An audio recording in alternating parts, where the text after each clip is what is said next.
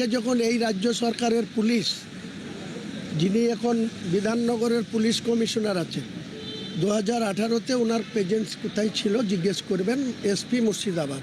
আর LOP যিনি আছেন তিনার কী অবস্থান ছিল আপনারা জানেন, যে রাজনৈতিকভাবে মুর্শিদাবাদ, মালদা, দিনাজপুর এসব জায়গাতে তুলাবাজি করার দায়িত্ব নেত্রীর হয়ে ইনি পালন করতেন। তো সেই সময় আমার টুটি চেপে ধরেছিল।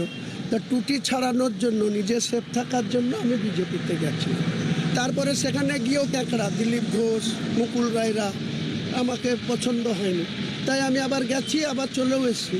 ও নিয়ে কোনো হবে না, তার জবাব তো ওই 22 তারিখে দেবো। 6 তারিখে দিয়েছি।